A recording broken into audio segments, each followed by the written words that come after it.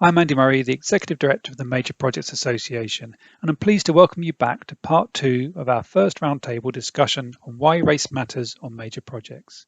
In part two, Erin Matthews, IJ Samuels, and June Reed continue to share their experiences, and our discussion is once again chaired by Professor Gary Young. To make the most of this session, it is advisable to listen to part one if you haven't done so already. The last thing I want to talk about has come up in different ways with all of you. And actually, as June mentioned, the Sewell report, it comes up in the Sewell report. And this is the accusation of claiming victimhood. This thing of don't be a victim. And our desire, the general desire, I believe, not to be a victim, and yet the actual fact that you are being victimized. And so, I mean, and there's a contradiction there. We are striving to not be a thing. But if someone comes up and hits you over the head with an iron bar, you are a victim of an assault. That doesn't mean that's all you are, but that is one of the things that you are in that moment. And so this kind of this notion when the issue of racism is challenged, when the issue of race is challenged, one of the things that comes back is in different versions, you're playing the race card, you are playing the victim, don't be a victim, and so on. And in different ways, each of you, Aaron, you want to do something about Roads Must Fall, you get some pushback, you find some colleagues, you kind of you make a different kind of intervention. June, you decide at a certain point, I'm not having this. You go to the superior, you say, look, this is out of line. IJ, you join together with the is it the Black Professional Construction Network? Black Professionals in Construction. Black Professionals in Construction. You get, like, all of you have demonstrated agency. I would argue all of you have also been, for now, let's say, recipients on the wrong end of racism. I would call that being victims of racism. It's just that that's not all you are, and that's not what you intend to remain as. And so I want to talk about how you've met these challenges, or you've seen these challenges, you've been confronted with them, and then you've engaged them, and what the process was by which you engaged them. Was it that you looked around for colleagues, then you had a conversation, then you chose a point of intervention, you went above the person's head to somebody else? What was it, and how did you do it, and what emboldened you to do it? So if we start with Erin. I think it's really interesting what you say about victimhood and being labeled as a victim. I've definitely had, colleagues talk about, me talking about my issues as being a victim, and do I want to be branded like that? Do I want to be identified as someone who's gone through that? And I think for me, I would change that victim word and turn it into an activist. When there was the wheelchair protests outside Parliament, there were people in wheelchairs who were taken off by police, rounded up and arrested. They could have seen themselves as victims, but now with the Disability Discrimination Act and wheelchair access being much more prevalent in the country, I feel that they see themselves as activists and would never call themselves victims. And I hope that in myself in a few years, I can see myself as an activist rather than a victim, someone who spoke about something that was wrong at the time.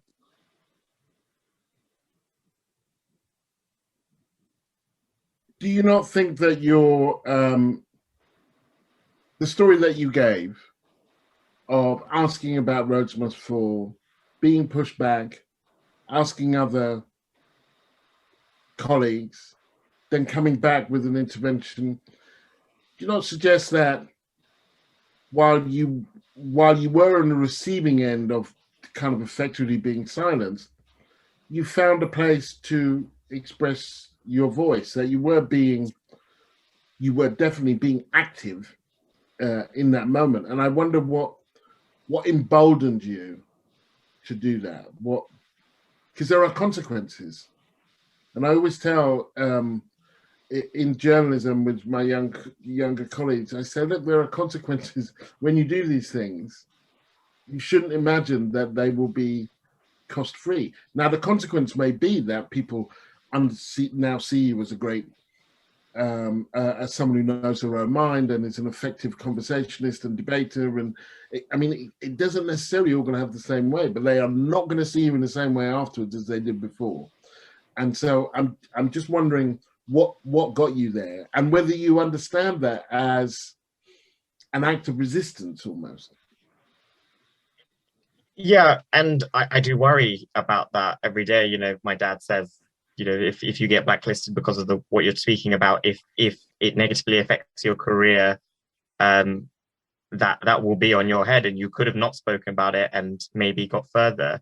But I think for me, it's about how I want to see myself, and looking back and learning more about our history in the UK recently, speaking to my parents, to my uncles, and hearing the struggles that they faced has given me the confidence that I should address it in my time in the same way that they addressed it in their time, if that makes sense. I think the legacy of what people have done before and hearing their stories has emboldened me. And that's why I guess I will keep talking about it. And that may be something, when you have the major projects, when you are having your more internal conversation about major projects, when I'm not there, that might be something to discuss, the kind of that people have gone before you, and maybe in terms of educating each other and your colleagues about the history of kind of non-white people in this profession and how they've fared. And before I come on to June about this, I do want to say from my own experience that there is something quite important about agency, about saying, well, if I'm going to make a mistake, it will be my mistake. And that people would often, when I started writing, people would often say, you know, you will be pigeonholed, you will be stereotyped. And I thought, yeah, but these are all in the passive voice, aren't they? You will be, you know, this will happen to you, but nothing about how I might happen to the world. It's all about things happening to me. And that an older writer, Carol Phillips, told me once, and it really stayed with me. He's 10 years older than me, so he's not super old, but he honest. But he said these things are always worse in your head. And there is something that I think is very true about that, which doesn't mean that we don't need to be strategic, that it doesn't mean that you just go in there like a bullet in a china shop. There are ways and means, and that's where talking to older people about how they did it becomes very useful. But that there's a price to pay if you do, but there's also a price to pay if you don't. And I think in a range of ways we've touched on what that price may be in terms of self-doubt, low self-esteem, a kind of, you know, a kind of almost a dying from the inside. But June, can you talk to me about how you were emboldened to make the moves that you did to claim back your agency? I was reflecting, Gary, on what you were just saying, and I think that what happened with me was that I saw it as a case of bullying, and only took on board the racism aspect of it, maybe in speaking with Andy and with Manon. I think because so I dealt with it initially from that response, and I can't remember how it evolved, but I just got to this point where I realised that the things that they were accusing me of and the things that they were trying to bully me on were wrong. And I thought about how can I deal with this. And as I mentioned earlier, one of the things I did, I can't remember the order which I did things, but one of the things I did was to speak to the senior assistant director, who was a black man.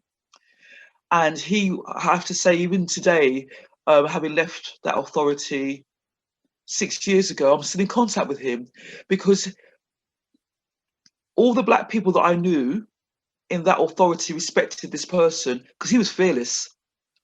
He took on the police in a certain situation, and he would go into the chief executive and fight the cause for other people, other black managers, and these were people who, you know, were principal officers, and fight their case. So he was seen as someone who would take on the establishment.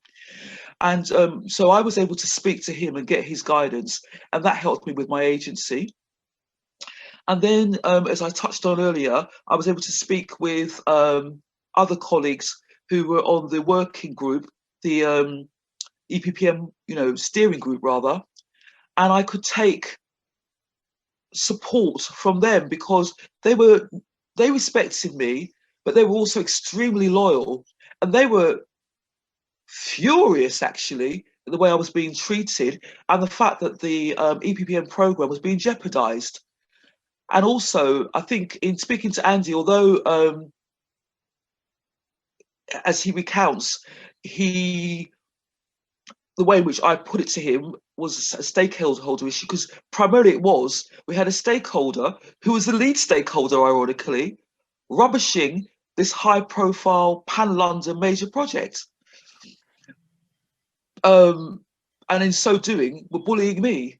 So I think what it was, to answer you, to summarize and respond to what you were saying, Gary, it came to a point where actually I kind of realized that the way in which I was being treated was not acceptable, and I wasn't going to take it. And I got guidance from black senior leaders, black and white peers, and you know, engaged with Andy, and found a way of working through it. And it comes back to what AJ said. I think Aaron's touched on it.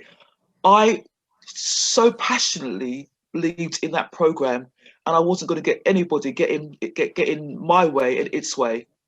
And if that meant that they were going to sack me, well, you know, so be it. Good luck. And what I realised actually, what I initially feared was losing my job and having no income and being a single parent. But it comes back to what Aaron was saying. You know, at the end of the day, it is about remembering the people who have gone before us. And I'm a child of the late 50s, so I'm older than all of you. And I remember the signs, as you know, we all know, no Irish, no dogs, no blacks.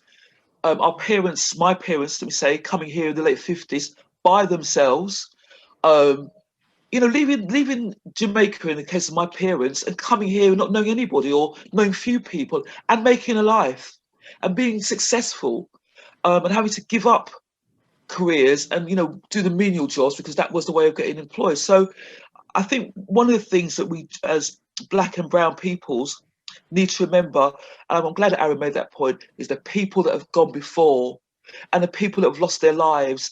And to touch on the point that Andy made earlier about white people who want to support and address and be anti-racist, actually, is people like Blair Peach, you know, in the late 70s, he lost his life, you know. So I think part of working with the organisations that we're hoping that this video will reach out to is to, as part of their awareness raising, is to share some of that history with them, to say, you know, people have gone before, people have lost their lives. This is an important issue. To touch on what AJ is saying about solutions, to touch on what you and AJ were saying was about the bottom line. Because at the end of the day, I'm going to assume that these business leaders want their business to be successful. And if for no other reason than that, then we need to tap into that aspiration, that drive. you know, and as Malcolm said, by any means necessary, up to a point. But yeah, up the revolution. I'm gonna come to Ajay. I would add to Aaron's and June's exhortation to make these points, these stands, these interventions, which it's important to, well, I think a couple of things. First of all, it's important to, I think, understand that you're not going to win every battle, and that there's some battles you're not even going to fight, and you're not going to fight them because you want to live to another day. So I'm always careful with these things to talk about kind of the need to box clever. That I've not responded, and I don't think anybody on this call has responded to every insult and to every belittling and to every, because that way madness lies. We'll go mad, we'll turn the people around us and the people that we love mad, and we won't win. And so there is an element of kind of rope-a-dope here. You kind of, you know, you wait for your moment. So these interventions do have to be strategic, but they're not just about the people who went before. They're also about the people who come after, the people whose names you don't know, but you're going to pay for in the same way that the people that came before you didn't know what your name would be, but they paid for you in some way. And so there is a continuum here that kind of, we want to be able to leave our institutions in a better state than when we arrived at them. And which I think is a good rule of thumb, really. Haven't made any difference. And we're not employed necessarily, we're not put on this earth to be change agents, right? You enter this job because you want to do the job. So it could be that you are inspired and motivated to kind of make a change racially, but it could be just that you want to do the job. And it could be that you're kind of quiet person and you don't want to kind of massively get involved. But there are still things you can do. There are still people you can talk to. There's still a helping hand that you can offer. Not everybody's going to get involved at the same rate, at the same stage, at the same level. And that's quite an important thing to understand. So people don't think like, oh my God, I'm going to have to go full scale public enemy ninja and kind of, you know, threaten to burn the house down, or I won't be doing my job. And ultimately, we do have jobs to do. And if we don't do those jobs, we will be judged by that. So unless your job is to be the diversity manager, in which case, fine, then we have to balance these two things. But anyway, Ajay. Thanks, Gary. A lot of things that you said there just resonated with me, and just on June's point and Aaron's insights as well regarding, if I go back to picking up from what Aaron said about his response to how one could either see yourself as a victim or as an activist. I'm kind of along the same line. So I shared earlier before in terms of how my background and my upbringing, just there was zero tolerance for victimhood in there. So I just don't see situations from that lens. I've had to go through life understanding what it means to actually reflect in that sense. I just rise up to challenges rather than pausing to see myself as a victim, if that makes sense. But I'll even take one step further in terms of what Aaron described as being an activist. And I'd say the way I see my role, my voice, and what I contribute to the table is being a critical conscience. Being a critical conscience to where it matters. So be it within leadership space, holding businesses to account, holding leaders to account, coming on this platform, you know, having this conversation that's raising awareness, challenging us in the way that we think, sharing our experiences. For me, that's where I see my role coming, as that critical conscience to support the leaders to do the right thing.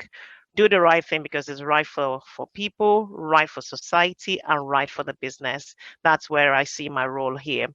And then back to the other point raised, Gary, about what caused the awakening? At what point did I get there? And what gave me that boldness to just go about putting my voice on the table? I suppose like a number of people in this sort of journey where you go through life, starting your career, hit some obstacles, you try to make it work on your own, put your head down, keep going. That was the most part of my career. But something that lifted the lead for me would be that brought everything together would be when I stepped into management initially, when I first became a manager. I quickly realized I didn't have a lot of female role models I could look up to.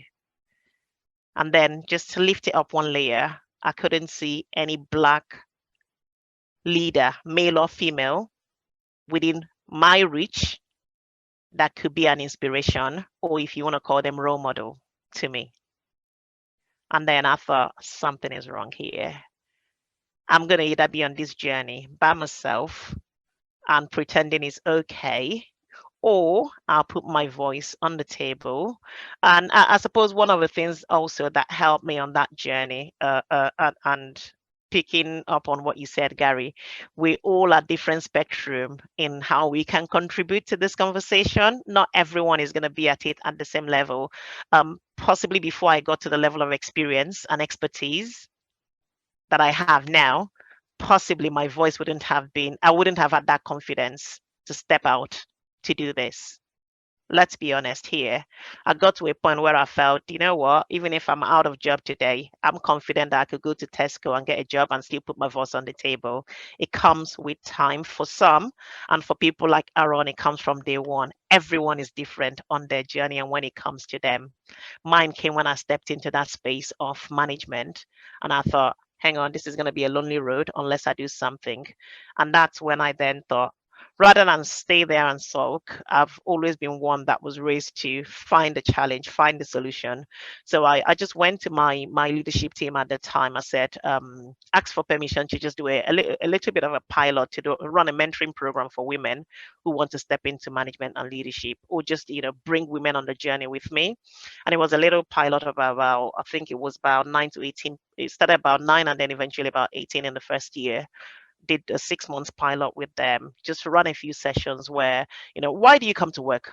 It's beyond, I mean, Gary, you said some people they love what they're doing. They just turn up to work and that's it. Some people, it's much bigger, but situations, circumstances have made them just get their head down. And it's when you begin to unpack. So when I say I carry the voices of other women or other people within across different businesses, this is where this comes from, where there are people who have been on this journey. They cannot put their voice on the table like I'm doing now.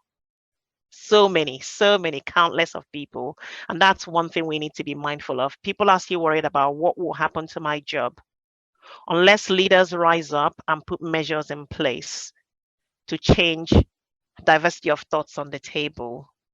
We want people that bring different dimensions. If you think about what Aaron has been sharing, I want to go back to people understanding the history of how we've built things within the industry. The work he's doing around inclusive stations, accessibility, and all of that. It comes with people bringing that diversity of thoughts on the table. Imagine if we didn't have Aaron's voice on the table when they're doing such designs. Where would we be in such projects, as an example?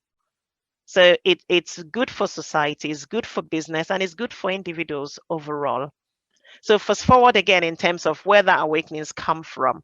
My passion really is about, there's some work we're doing, which we'll probably touch on when we go into the next session about solutions in terms of how do we drive inclusion in leadership. We're getting diverse as a business, as major projects, major programs. We're having platforms where we're saying, what can we do to bring people on the journey? But we're getting a little bit good now at bringing them at the entry level and mid level. And we seem to be doing okay because in stats, the numbers are beginning to rise. Reality check, they're not rising where their voice counts. Sorry, they're not there where the voice counts, where those decisions are made.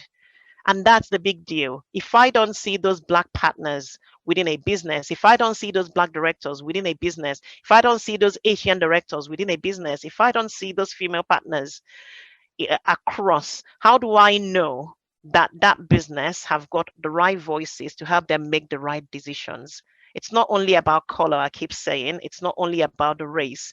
It's not only about LGBT. It's not only about gender. It's about having the full diversity of thoughts on the table across all spectrums. We need to get better at this. We are very good on major projects and major programs when it comes to looking after our clients, when it comes to meeting our deadlines, to turn around that schedule, to tie into the grid on a certain date. We meet those deadlines. If we want to do this, we can. We only have to put our money where our mouth is. Gary, can I add something that AJ prompted? And it ties into what you were saying about not fighting every single battle and being strategic. Totally agree. Because you wouldn't last long as an individual and you wouldn't be very effective. But there's also something that she said that made me realize that I often, because I was, if I'm talking about my previous employment, I was often the most senior Black person in the room. So although in the projects and programs team, I was looked down upon and seen as a junior, in terms of grade level, prior to the program office and whilst in the program office, I'd be in a room of mainly white males and certainly white people. And so in some ways, I wouldn't fight every battle, but if something was being said or done, I would have to articulate a response to that in a way that, as AJ put it, hopefully, or maybe you put it, you know, if it was AJ, about the importance of then speaking and being listened and being heard. And hopefully on the majority of occasions, that intervention carrying some weight. And I previously gave an example to colleagues, I can't remember if it was in our last discussion, where because in terms of intersectionality, I'm Black and I'm a woman, I'd often be put on recruitment panels. And I remember there was a position that came up whilst I was in the project and program team, where a white woman who'd been in the council, I'm talking for decades, was asked as every single, at that time, interview question concluded. The interview concluded with the equalities question. She couldn't answer it. This is a local government, or local council rather, that had an equality statement on the council website, attached to every job application that went out. But she, as someone who'd been in the council, had never been challenged to articulate, to explain, give examples of, you know, equal opportunities as it was then, you know, how to deliver that within, you know, any kind of setting. And the senior director that I mentioned, who was a female, wanted to allow her to be appointed. And I said, we can't, because at that time, if an applicant wasn't able to answer the equal opportunities question, they couldn't be appointed. It was an essential question. And I'm sure, you know, 10 years on, or however long it is on, had I not been on that panel, they would have appointed that person. Whereas, you know, as a Black person, if you don't meet an essential question, there's no way anyone's going to argue for you to get the job. No way, it's not going to happen, Jose. So, you know, I, as I said, totally agree with you about being strategic.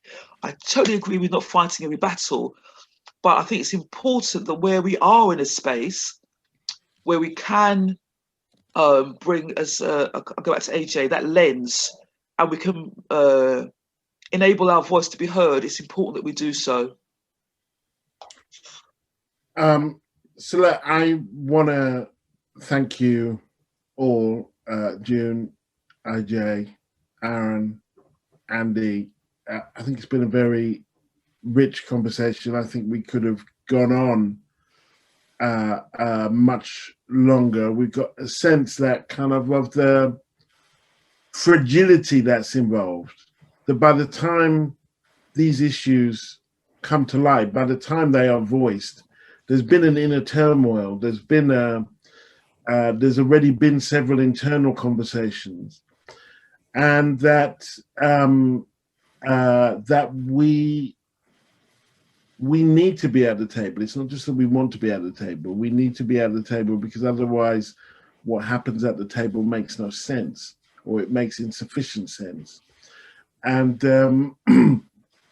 and that our presence is understood not tokenistically or decoratively, oh, that would be nice, but instrumental to the organizations that we're working with, working better, not just working fairer, but working better, working more productively, and that the inclusion has a moral case, absolutely, but it also has a business case. That you're not, as an institution, doing your job if you exclude our talent. So with that, I want to thank you all for taking part, sharing your experiences and your reflections. Thank you. Thank you, Gary, so much for facilitating this session, and to IJ, Aaron and June, our panelists. I would like to signpost and just reveal the other sessions that we'll have coming up as well. But I thought also worthwhile just reflecting, because I attended today, to introduce a session, but I really wanted to listen, not talk, to hear what everyone had to say, and some of the reflections there in terms of really thinking about the conversation about the burden that part of the conversation, and the impact it had on, it can have in terms of self-doubt, self-esteem, and the consequences of taking action. When I was reflecting on those conversations, I've not had to have that burden as a person, not of colour. Perhaps I've had it in other ways, but I've not had that because of the colour of my skin. And I think that's where there are differences. And then, if I'd been in a position where I had that self-doubt and then don't go for a job or don't put myself out there, then that's holding, that would hold me back in terms of the opportunities that would come to me. And I think outside, the conversation we had right at the beginning about, perhaps people being racist and being able to call it out, it's the understanding of the consequential impact from those things that is why, when IJ said it earlier on, we're not seeing, people of colour in senior leadership positions. That there's a whole complexity of cause and effect going on there. So that was just one of the things I thought I would reflect on. So just to signpost the next session. So this one has really been about voices being heard, and to really listen to the experiences of three different people in terms of the roles they performed and where they are in career terms. The next session we're going to talk about what can we do on major projects, and one of the things we'll explore there is the difference between the diverse organisations that may participate in major projects versus diverse major projects. And that would be where, perhaps, as I mentioned earlier, people missing out on the best projects, not having people in the leadership roles, and the need for those role models as well. And then sort of picking up on Aaron's point, sort of the role of major projects themselves, and recognising perhaps the mistakes of the past. So that's what we're going to have, I'm sure, some rich discussions on that topic. And then Gary, you and I are going to have a session, perhaps a trip down memory lane in some respect, because as I mentioned right at the beginning, coming from the same town, being the same age, I will point out I'm slightly younger than you, Gary, and going to the same school. We have a lot in common, but yet I suspect our experiences of growing up and when we entered into work have been quite different because of the colour of our skin. So it'd be really interesting to see what we can draw out from that too. But otherwise, thank you very much. It's been a really, really interesting session, and hopefully the start of many more conversations going forward. Thank you. Thanks, Andy.